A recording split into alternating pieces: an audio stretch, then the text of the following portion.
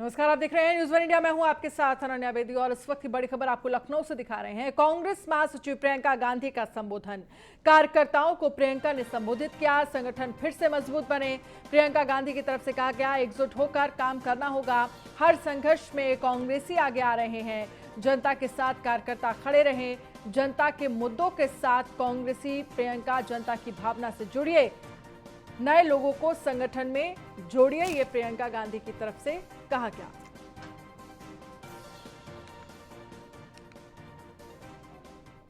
जहां और जब किसी को तकलीफ हुई तब उसके पास सबसे पहले कांग्रेस का कार्यकर्ता पहुंचा। सड़क पर आपने आंदोलन की, जिनको पीड़ा हो रही थी आपने उनके लिए आवाज उठाई। कोरोना के चलते सबसे ज्यादा राहत का कार्य कांग्रेस के कार्यकर्ता ने किया, कांग्रेस के नेताओं ने किया। चाहे दिल्ली से पैदल चलते हुए जो लोग अपने गांव की तरफ आए, उनके लिए राहत, खाना, उनके लिए मदद, आप लोगों ने उनको देश के अन्य शहरों से घर पहुंचाने का काम भी किया। और गांव-गांव में, चाहे पहली लहर में चाहे दूसरी में, तो सिर्फ और सिर्फ कांग्रेस का कार्यकर्ता ही खड़ा रहा। उसने हिम्मत दिखाई, चाहे कोरोना के डर से रुकना नहीं, आगे बढ़े और आपने राहत का कार्य किया। 2022 उत्तर प्रदेश विधानसभा चुनाव में अगर सबसे ज्यादा किसी पर सवाल है तो वो कांग्रेस पर है, क्योंकि मजबूत मौजूदा वक्त में कांग्रेस सबसे ज्यादा कमजोर दिख रही है, क्योंकि उसे हर चुनाव में करारी हार मिल रही है। अब कांग्रेस की खोई हुई जमीन को प्रियंका गांधी दोबारा से तलाश रही हैं, लेकिन कामयाब अब तक नहीं हो पाई हैं। प्रियंका गांधी यूपी के 3 दिन के दौरे पर हैं और दूसरे दिन प्रियंका लखीमपुर खीरी पहुंची, जहां अनीता यादव से मुलाकात की। ये वही अनीता यादव हैं जिनके साथ ब्लॉक प्रमुख चुनाव में बदसलूकी हुई थी। ये रिपोर्ट देखिए। प्रियंका की मुलाकात बिछ गई सियासी बिसात। चुनाव का चीरहरण, प्रियंका ने दी शरण। प्रियंका ने गले लगाया, पीड़ित को ढांढस बंधाया। सरकार को फिर घेरा, यूपी में प्रियंका का डेरा। लखनऊ पहुंचने के बाद से ही प्रियंका गांधी लगातार एक्शन में दिख रही हैं। दौरे के दूसरे दिन प्रियंका गांधी लखीमपुर खीरी पहुंची, जहां उन्होंने अनीता यादव से मुलाकात की। दरअसल अनीता यादव वही महिला है जिसके साथ ब्लॉक प्रमुख चुनाव के दौरान बदसलूकी हुई थी। अनीता यादव के साथ मुलाकात के बाद प्रियंका गांधी ने यूपी सरकार पर फिर से सवालों की बारिश की और जमकर खरी खोटी भी सुनाई।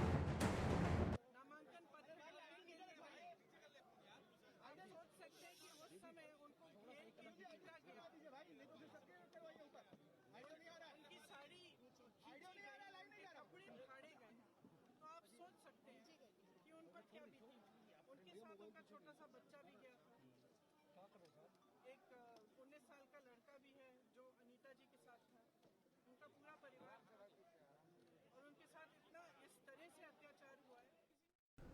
और खबर लखनऊ से है, जहां पर राष्ट्रीय स्वयंसेवक संघ की 2 दिवसीय समन्वय बैठक कल प्रदेश पदाधिकारी और बीजेपी समेत अनुषांगिक संगठनों के साथ मंथन होगा। विधानसभा चुनाव और कोरोना को लेकर हुए नुकसान को लेकर ये चर्चा होगी।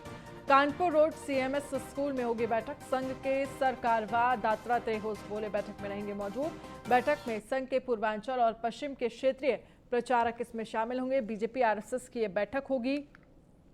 2 दिनों तक समन्वय बैठक चलेगी।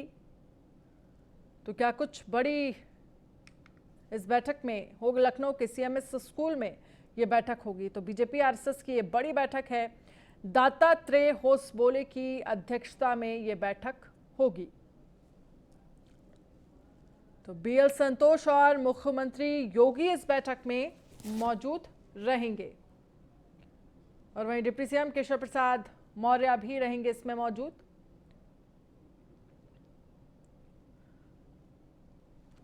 तो बैठक में कौन कौन मौजूद रहेगा? बीजेपी प्रदेश अध्यक्ष स्वतंत्र देव सिंह भी इस बैठक में मौजूद रहेंगे।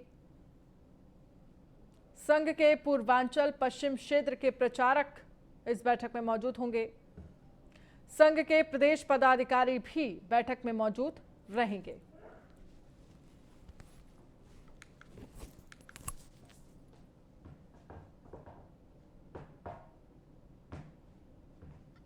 तो बीएल संतोष और मुख्यमंत्री योगी भी इस बैठक में मौजूद रहेंगे। कांवड़ यात्रा पर सुप्रीम कोर्ट सख्त हो गया है और यूपी सरकार सांकेतिक कांवड़ यात्रा की अनुमति देने पर सुप्रीम कोर्ट ने पुनर्विचार करने के निर्देश दिए हैं। रिपोर्ट देखिए। कांवड़ यात्रा पर सुप्रीम नसीहत, तीसरी लहर से बचने का सुप्रीम आदेश, सांकेतिक कांवड़ यात्रा पर करें विचार, जस्टिस आरएफ नरीमन की बेंच का आदेश। कोरोना महामारी के बीच यूपी सरकार का कांवड़ यात्रा को अनुमति देने से सुप्रीम कोर्ट चिंतित है। जस्टिस आरएफ नरीमन ने कहा कि कोविड ने सभी को प्रभावित किया है, ऐसे में अब यूपी सरकार इस फैसले पर पुनर्विचार करे, नहीं तो हमें जरूरी आदेश देना पड़ेगा। दरअसल पिछली सुनवाई में कोर्ट पीएम मोदी के टिप्पणी का भी जिक्र कर चुकी है। ऐसे में कांवड़ यात्रा पर कोर्ट, केंद्र और यूपी सरकार के स्टैंड की बात करे तो कोरोना से सभी नागरिकों को खतरा, कांवड़ियों का आना जाना सही नहीं, कांवड़ संघ बातचीत चल रही है, यात्रा की अनुमति नहीं, कांवड़ियों के आने जाने से खतरा, प्रतीकात्मक यात्रा की इजाजत पर विचार, इजाजत पर पुनर्विचार करें, टैंकरों से गंगा जल देने का इंतजाम हो, यात्रा से पहले इजाजत जरूरी, यात्रा से पहले इजाजत जरूरी, मंदिरों के पास ही गंगा जल दिया जाए, कांवड़ियों की होगी कोविड जांच। देखिए, इस मामले में तो जो भी निर्णय लेंगे वो मुख्यमंत्री जी लेंगे। कोरोना को भी देखना है, लोगों की अगर धार्मिक भावना है, इन सबको समन्वय करते हुए कोई ऐसा रास्ता निकले जिससे सब लोगों, उत्तराखंड पहले ही मना कर चुका है, तो इतना बड़ा तो नहीं होगा मुझे लगता है, लेकिन उत्तर प्रदेश सरकार निर्णय लेगी। दरअसल प्रभावित कांवड़ यात्रा की बात करें तो 26 जुलाई से 6 अगस्त के बीच प्रस्तावित है यात्रा। यूपी सरकार ने दी हरी झंडी, कुछ पाबंदियां लगाई। सांकेतिक कांवड़ यात्रा पर करे विचार सुप्रीम कोर्ट, सोमवार तक जवाब देने के सुप्रीम निर्देश। उत्तराखंड सरकार ने रद्द कर दी है कांवड़ यात्रा। जैसा आप सभी जानते हैं कि कोरोना महामारी भारत में नहीं पूरे विश्व में दूसरी लहर लगभग समाप्ति को रहे, लेकिन चिंता का विषय यह है कि तीसरी लहर भी आने की संभावना है। उत्तर प्रदेश सरकार के यशस्वी मुख्यमंत्री आदरणीय योगी आदित्यनाथ जी संत हैं और उनकी इच्छा भी थी कि एक धारी परंपरा हमारी कांवड़ यात्रा है वह पालन हो, लेकिन तीसरी लहर की संभावना को देखते हुए मुझे लगता है कि कांवड़ यात्रा आस्थगित करना ही ठीक है। कांवड़ यात्रा का मामला देश के सबसे बड़ी अदालत में पहुंच गया है और अब 19 जुलाई को तय हो जाएगा कि यात्रा होगी या नहीं। अब जिस अंदाज में सुप्रीम कोर्ट ने मामले को संज्ञान में लिया है, उससे कांवड़ यात्रा पर ग्रहण लगता दिखाई दे रहा है। Bureau report, news one India. और कानपुर के बिकरू कांड के आरोपी कुख्यात विकास दुबे के भतीजे अमर दुबे की पत्नी खुशी दुबे को इलाहाबाद हाईकोर्ट से झटका लगा है। हाईकोर्ट ने खुशी दुबे की जमानत अर्जी को खारिज कर दिया है। जस्टिस जे मुनीर की सिंगल बेंच ने फैसला सुनाते हुए कहा कि 8 पुलिसकर्मियों की हत्या साधारण नहीं बल्कि जघन्य अपराध था। कोर्ट ने यह भी कहा है कि खुशी दुबे अपने बचाव में कोई ठोस दलील नहीं पेश कर सकी हैं। तो पुलिसकर्मियों पर महिलाओं से अभद्रता का आरोप है। महिलाओं के सीने पर चढ़ गए पुलिसकर्मियों का वीडियो वायरल हो रहा है।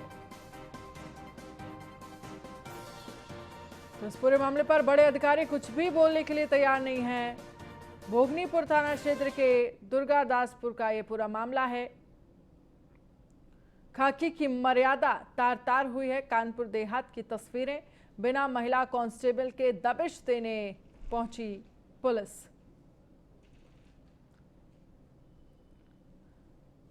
तो पुलिसकर्मी पर महिलाओं से अभद्रता का आरोप लग रहा है। महिलाओं के सीने पर ये देखिए तस्वीरें हम आपको दिखा रहे हैं। खाकी की मर्यादा तार तार हुई है और जो आरोप लग रहे हैं जिसमें कहा जा रहा है कांस्टेबल के घर में दबिश देने पहुंची पुलिस परिवार की महिलाओं ने लगाया पुलिस पर पिटाई का आरोप। पुलिसकर्मियों पर महिलाओं से अभद्रता का आरोप लगाया। महिलाओं के सीने पर चढ़ गए पुलिसकर्मियों का वीडियो वायरल हो रहा है। सलीम सिद्दीकी हमारे संवाददाता खबर प्रसार जानकारी के लिए जुड़ गए हैं। सलीम, पूरा मामला क्या है, विस्तार से बताइए जरा। देखिए, कानपुर देहात के भोगनीपुर कोतवाली के दुर्गादासपुर का मामला है, जहां पर जो चौकी इंचार्ज पुखराया चौकी इंचार्ज जो महेंद्र पटेल हैं, ये 394 के मुलजिम को पकड़ने गए थे। इनके साथ 4 सिपाही थे।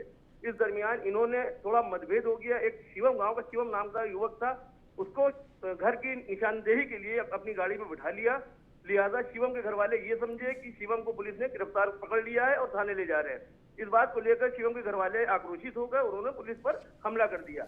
हमला करने के बाद चूंकि कोई महिला कांस्टेबल नहीं थी, पुलिस ने अपना बचाव करा। लेकिन एक खास बात ये कि जब शिवम के घर वाले, जो उसकी माता जी थी, उसकी भाभी थी, ये लोग जब आए तो चौकी इंचार्ज महेंद्र पटेल ने उठा के पटक दिया। पुलिस वालों ने फिर चारों तरफ से जो लोग वहां मौजूद थे सबको पीटना चालू कर दिया और उसकी छाती पर चढ़ गए। जो सोशल मीडिया पे वीडियो वायरल हो रहा है और फोटोज वायरल हो रहे हैं, वो इस बात की गवाही दे रहे कि देखिए आप किस तरह जो है चौकी इंचार्ज महेंद्र पटेल महिला के सीने छाती पर चढ़े हुए हैं। खासी मशक्कत के बाद मामले पर काबू पाया। आरोप है कि जो 4 सिपाही इनके साथ गए थे वो लगातार गांव में आकर लोगों के साथ वसूली करते हैं, लोगों को फर्जी मुकदमे में फंसाने की धमकियां देते हैं और पैसा ले जाते हैं। इस बात से गांव वाले नाराज थे। वहीं चौकी इंचार्ज का जो कहना है, उनका कहना है कि हम दबिश देने गए थे, शिवम को मात्र इसलिए बैठाना था कि शिवम उस जो 394 का मुलजिम है पट्टू, उसका घर बता सके। इस बात को लेकर जो तनातनी हो गई, शिवम घर वाले कंफ्यूज होकर सोचे बच्चे को ले जा रहे हैं हमारे थाने। इसी बात से नाराज लोगों ने पुलिस पर हमला कर दिया। पुलिस ने भी जवाब में खूब लाठीचार्ज करा, लोगों को मारा है। सलीम, इस मामले पर बड़े प्रशासनिक अधिकारियों से कुछ बातचीत हुई है आपकी? क्या कुछ कहना है उनका इस मामले पर?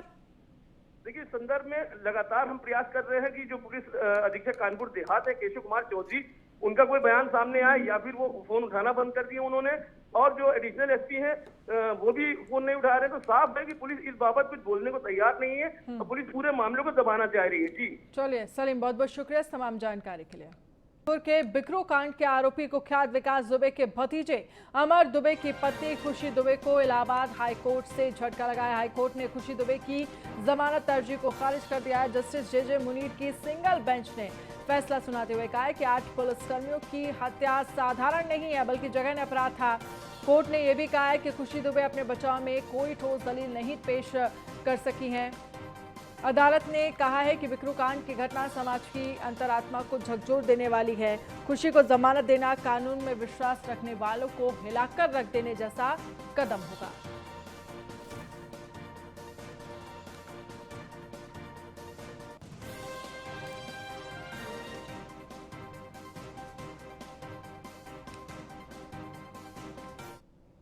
यूपी के हमीरपुर जिले में लव जिहाद का एक सनसनीखेज मामला सामने आया है, जहां एक मुस्लिम युवक ने एक हिंदू नाबालिग युवती को अपने प्रेम जाल में फंसाकर उसका यौन शोषण करते हुए जबरन धर्मांतरण करवाने की कोशिश की।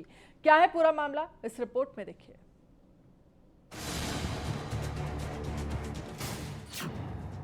प्यार के नाम पर फरेब, मोहब्बत के नाम पर जालसाजी, लव के लिए जिहाद क्यों? आखिर कब तक लव जिहाद? किसी से प्यार करना गलत नहीं है, किसी के साथ प्यार के नाम पर फरेब करना गलत है, किसी के साथ प्यार के नाम पर धोखा देना गलत है, प्यार के नाम पर किसी की भावनाओं के साथ खिलवाड़ करना गलत है। लव जिहाद पर लगातार लगाम लगाने की कोशिश की जा रही है, लेकिन प्यार के नाम पर षड्यंत्र करने वाले हैं कि मानते ही नहीं। आपकी टीवी स्क्रीन पर दिख रही तस्वीर यूपी के हमीरपुर जिले की है। हमीरपुर में लव जिहाद का एक सनसनीखेज मामला सामने आया है, जहां एक मुस्लिम युवक ने एक हिंदू नाबालिग लड़की को अपने प्रेम जाल में फांसकर उसका यौन शोषण करते हुए जबरन धर्मांतरण करवाने की कोशिश की। जी हां, अपने माँ बाप और बुजुर्ग बाबा के साथ एसपी कार्यालय हमीरपुर के बाहर बैठी ये वो पीड़िता है जो पहले लव और फिर जिहाद का शिकार हुई। सना मेरा मतलब मुझे रास्ते में नहीं, मुझे मोबाइल दिया, मुझे प्रेम जाल में फंसाने के लिए बहला फुसला के मुझे बहला फुसला कर मेरे साथ शारीरिक संबंध बनाया और उसने मुझे एक मोबाइल दिया और मैंने मोबाइल ले लिया और मुझसे बात होती रही। और फिर मेरे बाबा को पता चला तो मेरे बाबा ने थाने में रिपोर्ट की। तो फिर उसने मुझे फ़ोन किया कि तुम्हारे बाबा ने मेरे खिलाफ़ रिपोर्ट दी है और तुम वहाँ पर हमीरपुर चली जाओ ऐसी करके यहाँ, और तुम बोल देना कि अपने मम्मी पापा के खिलाफ़ बोल देना कि मेरे मम्मी पापा ने मुझे जान से मारने की कोशिश की है। तो मैं एसपी सर के यहाँ पर आई हूँ और सर मुझे उसने बहला फुसला के धमकी दी थी कि तुम्हारे घर वालों को मार दूंगा अगर तुमने ऐसा नहीं कहा। तो मैं वहाँ पर अपनी झूठी एप्लीकेशन। तुम क्या चाहती हो? सर मैं चाहती हूँ कि जो मैंने झूठी एप्लीकेशन दी है उसे रद्द करके मेरे माँ बाप जो कह रहे हैं घर वाले वो सही है। गाँव की लड़की, हिंदू लड़की को एक मुस्लिम लड़के ने, खन्ना गांव के मुस्लिम लड़के ने अपने प्रेम जाल में बहला के उसके साथ अनैतिक अनाचार किया। उसकी रिपोर्ट हम लोग एसपी ऑफिस में एसपी पुलिस अधीक्षक से मिलकर एफआईआर करने की मांग की है, जिसमें एसपी साहब ने एफआईआर जांच करके एफआईआर करने का आदेश दे दिया मौका आसानी से। अच्छा, क्या लड़की को वो युवक परेशान करता था, किस तरह से? बातचीत, अनर्गल बातचीत करता था। लड़की का बाप जेल में रहा है विजिलेंस लाइट की चोरी पे 1 साल, तो माँ अकेले रही तो लड़की को बहला फुसला के अपने प्रेम जाल में फंसा लिया, उसको मोबाइल भी दे दिया, उसके साथ उसने गलत व्यवहार भी किया बुला के। पूरा मामला हमीरपुर जिले के मौदहा कोतवाली क्षेत्र का है, जहां रहने वाली एक नाबालिग युवती ब्रह्मचारी इंटर कॉलेज मौदहा में पढ़ने के लिए जाती थी। इस दौरान यहां रहने वाले एक मुस्लिम युवक शानू उर्फ सलीम द्वारा उसे अपने प्रेम जाल में फांस लिया और उसके अश्लील फोटो खींचकर जबरन उसके साथ शारीरिक संबंध बनाने लगा, जिसकी भनक जब परिजनों को लगी तो वो लड़की के साथ कोतवाली मौदहा पहुंचे, लेकिन पुलिस ने उनकी कोई मदद नहीं की, जिसके बाद उन्होंने हिंदू वाहिनी की मदद लेते हुए पूरे मामले की जानकारी एसपी को दी। ये एक लड़की के पिता ने अभी 4-5 दिन पहले दरखास्त दिया था। ये एक लड़का उसको परेशान करता है, दूसरे ज़िले का है, महोबा ज़िले का है, और उस पर जांच हो रही थी। उसके बीच में लड़की ने फिर दरखास्त दिया कि ये बात गलत है और ऐसी कोई बात नहीं है, पैसे के लेन देन का मामला है। आज फिर उसके पिता लड़की को लिवा के आए, दरखास्त दिए उसके खिलाफ, लड़के के खिलाफ। तो उस दरखास्त पर मैंने एफआईआर का आदेश कर दिया है और थाना मौदहा में एफआईआर लिखी जाएगी। बीच में लड़की के घर वालों ने लड़की को घर से हटा दिया था, थाने पे ले आके कि हम नहीं ले जाएंगे उसको 1 स्टाफ सेंटर पे रखा गया था लड़की को। ये कहानी है सर। कोई इसमें धर्म को लेकर के भी हम बता रहे हैं, इन लोगों का आरोप है कि धर्म परिवर्तन करना चाहता है, वो दूसरे धर्म का है, वो धर्म परिवर्तन करना चाहता है लड़की का, और इसलिए जो है ये आपत्ति है और संबंध बनाने का आरोप है उसमें। तो इसकी विवेचना हो जाएगी तो उसमें पता चल जाएगा। एक तरफ लव जिहाद पर लगातार लगाम लगाने की कोशिश की जा रही है, तो दूसरे तरफ कुछ लोग हैं कि मानते ही नहीं। खैर, अब देखने वाली बात होगी कि पुलिस आगे की क्या कुछ कार्रवाई करती है। न्यूज़ ऑन इंडिया के लिए अभिषेक कुमार की रिपोर्ट। और खबर है आगरा से, जहां पर 17 किलो सोने की लूट का मामला, मणप्पुरम गोल्ड कंपनी की बड़ी लापरवाही सामने आई है। ब्रांच मैनेजर ने बड़ा खुलासा किया है। मणप्पुरम गोल्ड कंपनी नहीं मुहैया कराती है सुरक्षा, वारदात के वक्त कोई भी गार्ड नहीं था मौजूद, ये कहा जा रहा है, और ब्रांच मैनेजर ने ये बड़ा खुलासा किया है।